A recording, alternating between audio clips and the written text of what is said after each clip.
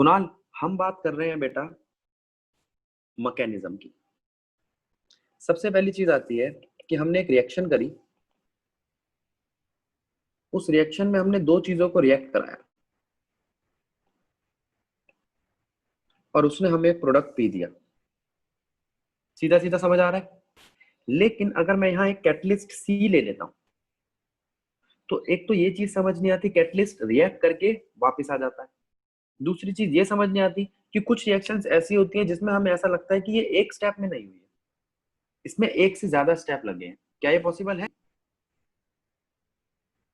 NO react करता है F2 से और NOF2 बनाता है, ठीक है? NOF बनाता है, NOF। देख बेटा, हाँ। तो मैं आपसे कह रहा हूं इसमें असलियत में क्या हुआ था, इसका मैकेनिज्म क्या था, वो ये था। NO ने रिएक्शन करी F2 के साथ, इक्विलिब्रियम नहीं है, और इसने बनाया NOF और एक F इंटरमीडिएट बना रह गया। फिर इस इंटरमीडिएट ने दूसरे NO के साथ रिएक्शन, फिर इस इंटरमीडिएट ने दूसरे NO के साथ रिएक्शन करी और बनाया NOF, ठीक? ठीक है। तो अब जरा ध्यान दियो बेटा, इस रिएक्शन को अगर मैं ऐड कर दूं तो दिखाई दे रहे हैं दो। देख, एक NO एक F2 दे रहा है दो NOF। पता है क्यों? क्योंकि इंटरमीडिएट तो इक्वेट कर रहे हैं। अच्छा। तो ये जो दो स्टेप आपको दिखाई दे रहे हैं ना, ये दोनों के दोनों मैकेनिज्म है इस नीचे लिखी हुई रिएक्शन के, ठीक? ये रिएक्शन है आपकी और ऊपर मैकेनिज्म है। तो ये है आपकी रिएक्शन जो दो स्टेप से बनी है, एक से ज्यादा स्टेप से ही बन सकती है। जो पहला स्टेप है वो है स्लोएस्ट स्टेप। कौन सा स्टेप है बेटा? Slowest step. और दूसरा स्टेप फास्ट स्टेप है। अब ये तुम पूछ सकते हो भैया दूसरा स्टेप फास्ट क्यों है? जो अकेला फ्लोरीन इंटरमीडिएट है ना बेटा, वो ज्यादा टाइम नहीं लगाएगा दूसरे NO के साथ रिएक्शन करने में। लेकिन ये वाला फ्लोरीन कह रहा है मैं क्यों रिएक्ट करूं NO के साथ, मैं खुद ही स्टेबल हूं। तो इसमें टाइम लगेगा जो लगेगा, इसमें मेरे को केमिकल वगैरह डाल के इसको मनाना पड़ेगा, भाई तो उसके साथ रिएक्ट कर ले। तो ये कहलाया तेरा स्लोएस्ट स्टेप। और जो स्लोएस्ट स्टेप है वही सारा टाइम लेता है, तो वही तेरा रेट डिटरमाइन करता है। बोलो। ठीक है। ठीक। रेट डिटरमाइनिंग स्टेप कौन सा स्टेप होता है? Slowest step. Slowest. Slowest step को बेटा हम रेट डिटरमाइनिंग स्टेप कहेंगे, हाँ। क्योंकि इसी में ही सारा टाइम लग रहा है। फास्ट स्टेप का टाइम पता है कितना होता है? देख, 10⁻⁻12 सेकंड में हो जाती है फास्ट स्टेप। फास्ट स्टेप का, हाँ, फास्ट स्टेप का मतलब ये है जो बहुत जल्दी हो जाए। तो तूने कहा ठीक है भैया बहुत जल्दी रिएक्शन हो गई, तो इसका रेट पे ज्यादा असर नहीं पड़ा। तूने कहा भैया जो मैंने रिएक्शन कराई, एक भी XYZ रिएक्शन जो कराई, वो रिएक्शन कराने में 10 मिनट लगे, भैया स्टेप में कितने? तो जो आपका दूसरा स्टेप है मैं उसको टाइम के तौर पे कंसीडर ही नहीं कर रहा, मैं सिर्फ स्लोएस्ट स्टेप को कंसीडर कर रहा हूं। तो स्लोएस्ट स्टेप को हम कहते हैं रेट डिटरमाइनिंग स्टेप। अब एक बात समझ लो, रेट डिटरमाइनिंग स्टेप या स्लोएस्ट स्टेप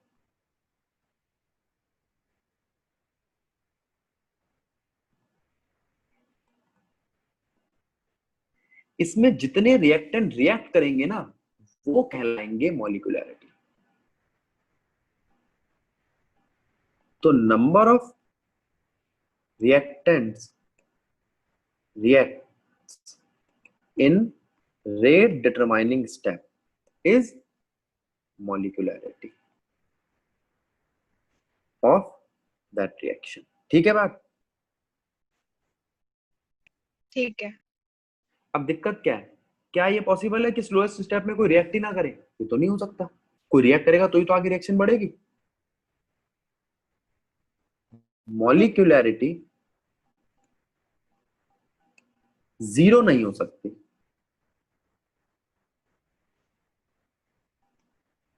हो सकती है? नहीं। क्या क्या ये मुमकिन है बेटा कि कोई रिएक्ट ही नहीं करा तो तू कहे कि भैया रिएक्शन किस बात की? और दूसरा, नेगेटिव भी नहीं हो सकती, रिएक्शन उल्टी चली गई, ये इसमें पॉसिबल नहीं है। ऑर्डर ऑफ रिएक्शन में तो पॉसिबल है। हम्म, अब जरा ध्यान दियो। दूसरी बात, एक तो मॉलिक्यूलैरिटी के बारे में मैंने बताया कि ये जीरो नहीं हो सकती और नेगेटिव नहीं हो सकती, ये थियोरिटिकल कंसेप्ट है।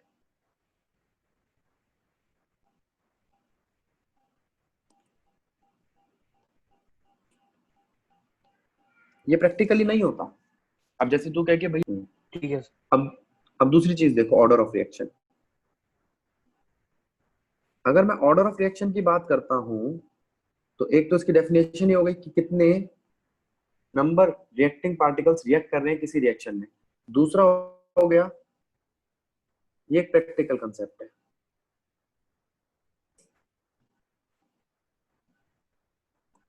और तीसरा हो गया, ये जीरो भी हो सकता है और नेगेटिव भी हो सकता है, रिएक्शन पीछे जा सकती है। और जीरो ऑर्डर का मतलब वो वाला कोई पर्टिकुलर रिएक्टेंट रिएक्ट नहीं करा। ठीक? भैया ऑर्डर, अगर मैं ये कहता हूं कि दो चीजें रिएक्ट कर रही हैं और एक प्रोडक्ट बना रही है, मुझे प्रोडक्ट से कोई लेना देना नहीं है, मुझे इन दोनों से लेना देना है। रिएक्ट करने वाली चीजें दो हैं तो ऑर्डर दो है। ठीक है? और ये मैक्सिमम ऑर्डर है जो यहाँ लिखा हुआ है, ये इससे कम भी हो सकती है। हो सकता है ए आधा रिएक्ट कर रहा हो और आधा बी कर रहा हो, तो ऑर्डर वन हो जाएगा। तो इस तरीके से हमारा ऑर्डर ऑफ रिएक्शन बनता है। ठीक? अब ऑर्डर ऑफ रिएक्शन और मॉलिक्यूलैरिटी तो पता चल गई हमें। ठीक है, एलिमेंट्री रिएक्शन। एलिमेंट्री रिएक्शन वो रिएक्शन होती है जिसका फर्स्ट ऑर्डर फर्स्ट होता है, यानी कि ये फर्स्ट ऑर्डर की होती है।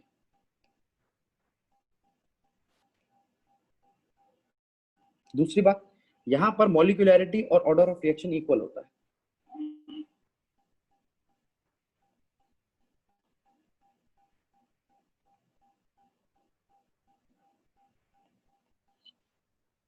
ठीक? और कोई खास बात इसकी एलिमेंट्री रिएक्शन की? होता है स्लोएस्ट स्टेप ही होता है इसमें। तो ये कोई मैकेनिज्म फॉलो नहीं करती। एलिमेंट्री मतलब एक ही रिएक्शन हुई, जैसे कार्बन ऑक्सीजन रिएक्ट करा और CO2 बना, ये एक एलिमेंट्री रिएक्शन है। इसके कोई स्टेप नहीं है, इसका कोई मैकेनिज्म नहीं है। ठीक है? अब बारी आती है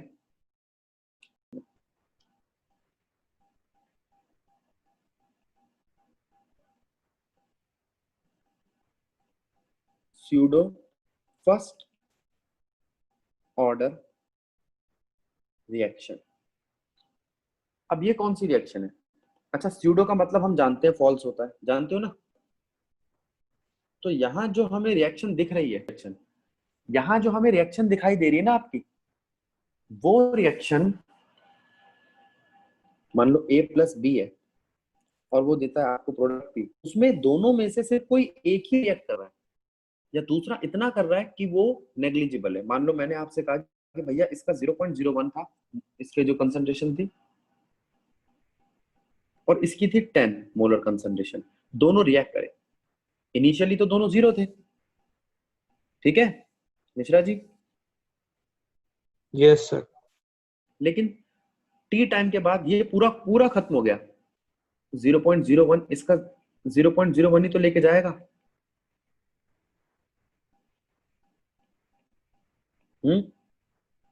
हाँ सर। अच्छा एक बात बता, पहले था 10 ml, अब है 9.9 ml, तो तू यूं कह सकता है भैया ये रिएक्ट ही नहीं करा कुछ खास, इसका कोई रोल ही नहीं है, इसका ऑर्डर आप सेम ही मान लो, कोई चेंज नहीं हाँ आया। सर। तो मुझे ऐसा लगेगा कि यहाँ पर सिर्फ ए पर ही पूरी रिएक्शन डिपेंड कर रही है, लेकिन बी भी रिएक्ट करा है। इस तरीके की रिएक्शन को हम कहते हैं स्यूडो ऑर्डर रिएक्शन। बट समझ सर आया? ए में भी तो लेते हैं। अगर मैं एक केस लेता हूं,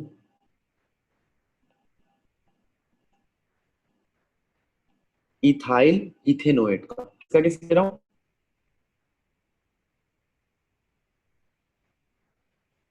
इथाइल इथाइल, इथेनोएट। हाँ, उसको अगर मैं पानी दूं तो मुझे मिलेगा इथेनोइक एसिड और इथेनॉल। मैंने इसके लिए 0.01 मोलैरिटी और इसकी पानी के लिए 10 मोलैरिटी। ठीक है, इनिशियली ये 0 थे, लेकिन मैंने बाद में देखा कि ये खत्म हो गया और ये रह गया 9.9। तो आप ये कह सकते हो जो H2 है वो ऑलमोस्ट कांस्टेंट है। क्या है? कांस्टेंट। तो इसका मतलब क्या हुआ? इसकी कंसंट्रेशन में कोई चेंज नहीं आया। तो मैं ये कह सकता हूं कि भैया जो कंसंट्रेशन का, जो हमारा रेट का फॉर्मूला था वो ये था, के कंसंट्रेशन ऑफ रिएक्टेंट्स। अब रिएक्टेंट्स में कौन कौन आएंगे? एक तो आएगा आपका वो इथाइल इथेनोएट और पानी। इथाइल इथेनोएट और एक आएगा आपका पानी। अब तो क्या कहा भैया, पानी की कंसंट्रेशन में कोई चेंज नहीं आया, पानी तो कांस्टेंट है। अच्छा, इस कांस्टेंट को इस कांस्टेंट के साथ मल्टीप्लाई करूं तो एक बड़ा कांस्टेंट बन जाएगा, के डैश। Yes sir. अब जो नीचे मैंने रेट लिखा है, इस रेट को देखें, इस रेट को, ये के डैश है, के की पावर 1 नहीं है, ठीक है, के डैश। अब तो ये रेट तो ये बता रहा है कि सिर्फ इस पे डिपेंड करता है, और इसका ऑर्डर क्या है? 1 है, इसीलिए पावर 1 लग गई। हाँ, हाँ, तो इसका ऑर्डर मुझे लग रहा है 1, लेकिन ऐसा नहीं है, ऑर्डर 1 नहीं है, ये स्यूडो ऑर्डर है। कैसा ऑर्डर है? सूडो ऑर्डर, फॉल्स मुझे ऑर्डर। लग रहा है, हाँ, मुझे लग रहा है कि ये फर्स्ट ऑर्डर का है, लेकिन यहाँ पे दो चीजें रिएक्ट करी है, पानी भी रिएक्ट करा है। इस तरीके की रिएक्शन को हम स्यूडो ऑर्डर रिएक्शन कहते हैं। समझ आया?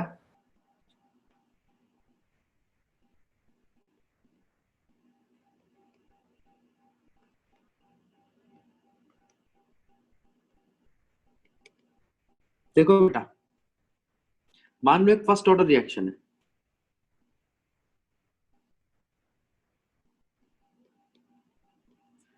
फर्स्ट ऑर्डर रिएक्शन का मतलब क्या है? एक ही रिएक्टेंट है जो प्रोडक्ट दे रहा है। मिश्रा जी, ठीक है बात? हाँ सर। अब मिश्रा जी इस चीज को देखो, अगर ऐसा है तो रेट का एक फॉर्मूला हमने पढ़ा था, माइनस DA/dt। Yes sir. ठीक है। दूसरा, आप ये कह सकते हो कि रेट का मतलब के ए की पावर 1 भी होता है। हाँ सर, कह सकते हैं। इक्वेट कर दो।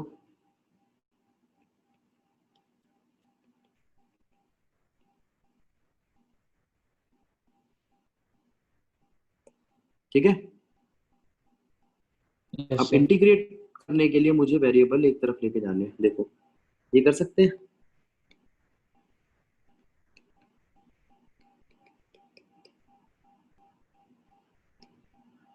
बोलो। हाँ सर। अब इंटीग्रेशन पॉसिबल है ना? इंटीग्रेशन आती है बेटा थोड़ी बहुत? जी सर। ठीक है। मिश्रा जी, अभी हमने बताया DA/A is equals to KDT है। Yes sir. अब इंटीग्रेट कर दो दोनों तरफ, तो इंटीग्रेट किया तो DA/A KDT। अब एक चीज ध्यान देना, इसको मैं लिख सकता हूं 1/A। हाँ सर, लिख सकते हैं। इसका इंटीग्रेशन क्या होता है? लॉग ए। लॉग ए, बिल्कुल सही बोला है। इसका इंटीग्रेशन है लॉग ए। ये नेचुरल लॉग है बेटा। KT और भैया वो तो constant log C। होता है ना। सारे बच्चे सुनेंगे। Initially Mishra ji, yes sir. Initially time क्या था? 0 सेकंड। शाबाश। अगर टाइम 0 था तो उस वक्त ए की कंसंट्रेशन मैक्स थी A naught. Yes sir. Initial concentration थी, पूरा का पूरा था, वो रिएक्ट ही नहीं करा था अभी। ठीक बात है गलत बात है? ठीक बात है। तो मैं कह सकता हूं यहां पर आप लॉग ए नॉट के 0 प्लस सी, तो यहां से सी की वैल्यू आ गई तुम्हारे कांस्टेंट की। हाँ सर। बोलो। ठीक है। किसी बच्चे को इसमें तो डाउट नहीं है ये सी लेते क्यों है? इंटीग्रेट करते हुए सी इसलिए लेते हैं क्योंकि जो डिफरेंशिएट करते वक्त हमारे कांस्टेंट की वैल्यू 0 हो गई थी ना। ये तो आप जानते हो कांस्टेंट का डिफरेंशियल 0 होता है। हाँ हाँ, उसकी जगह सी ले लिए। बाकी और कुछ पूछना हो तो अपने मैथ वाले सर से पूछ लेना, वो बिल्कुल क्लियर कर देंगे। ठीक है, रिपोर्ट कर दूं।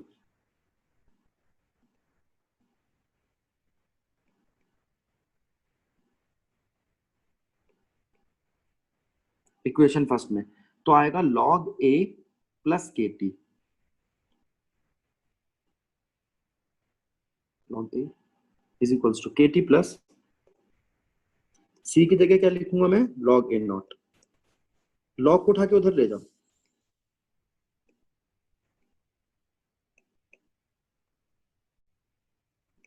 Log A minus log A not क्या होता है बेटा? ये जानते हो आप? डिवाइड होता है।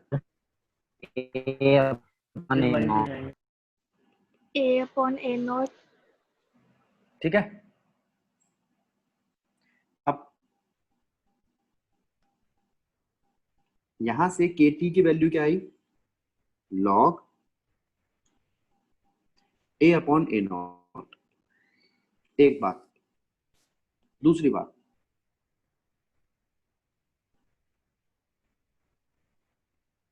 लॉग को, नेचुरल लॉग को अगर आपको कन्वर्ट करना हो बेस टू 10 में तो हम इस कांस्टेंट के साथ मल्टीप्लाई करते हैं। ठीक है बेटा? तो यस। ये वाली बात हाँ हम ऊपर लिख देते हैं। K T is equals to 2.303 log A naught divided by A. A divide by A naught, और यहाँ से टाइम क्या आ जाएगा आपका? 2.303 बाय के लॉग। कोई दिक्कत? नहीं। बेटा ध्यान दो, एक नेगेटिव साइन था वो हमने लिया नहीं, इस वाले स्टेप में छोड़ दिया, तो यहाँ पर ये नेगेटिव साइन आएगा माइनस लॉग ए। ठीक है, इनिशियली टी 0 था, ये ए नॉट था, तो यहाँ पे माइनस ए नॉट आ जाएगा।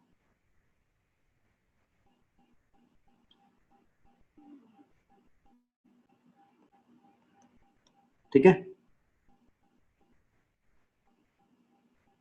ये चेंज आ गया यहाँ पर, ये ए नॉट है और ये ए।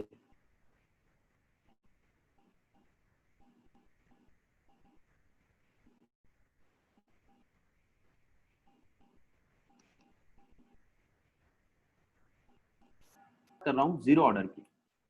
अगर हम जीरो ऑर्डर की बात करें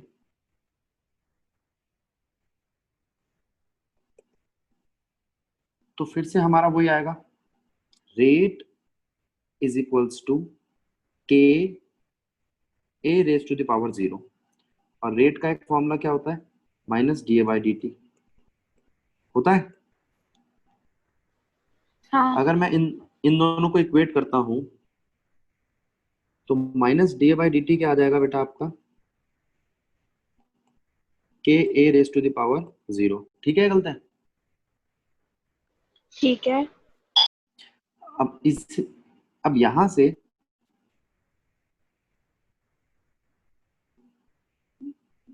डी ए, अच्छा ए की पावर 0 तो 1 होती है, तो जानते होंगे आप। हाँ integrate both yes side, sir. और इंटीग्रेट जब करा तो क्या आया?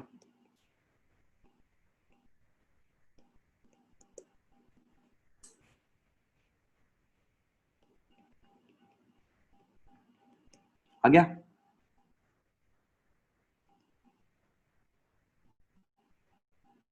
फिर वही इनिशियली जब टाइम 0 था बेटा तो कंसंट्रेशन A0 थी, तो -A0 बन गया C। ठीक है बेटा? ठीक है।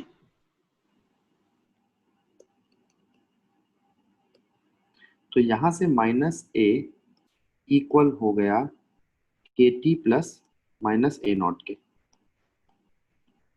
तो A0 minus A is equals to KT। कोई दिक्कत? नहीं। यहां तक ठीक है? हाँ। हाफ लाइफ टाइम की बात करते हैं।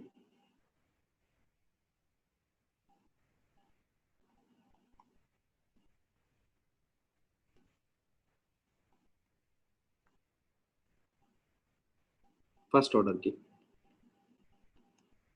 फर्स्ट ऑर्डर रिएक्शन में हमारा टाइम आया था 2.303 by K log A0 bye A आया था। हाँ आया था।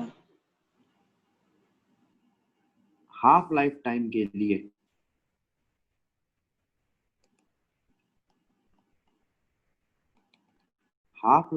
लिए T बन जाएगा T हाफ और A बन जाएगा A0 बाय 2। क्या बन जाएगा? A0/2। एक चीज। दूसरी चीज, अगर इसी इक्वेशन को मैं लिखता हूं ऐसे, T half is equals to 2.303 by K log A0 by 2, तो T हाफ की वैल्यू क्या आती है बेटा?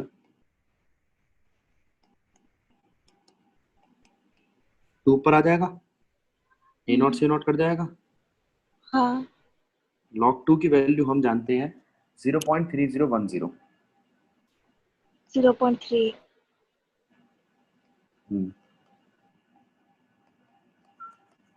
इसके साथ अगर हम इसे मल्टीप्लाई करते हैं तो T हाफ क्या आता है हमारा?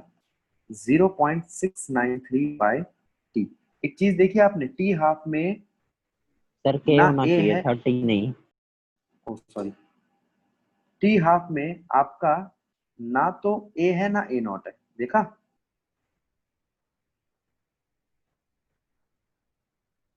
T हाफ हाँ इज हाँ। इंडिपेंडेंट। मतलब और सर हाफ लाइफ कंसंट्रेशन पे बिल्कुल डिपेंड नहीं करती। बस रिएक्टेंट की कंसंट्रेशन पे डिपेंड नहीं करती। अब आगे ना अपने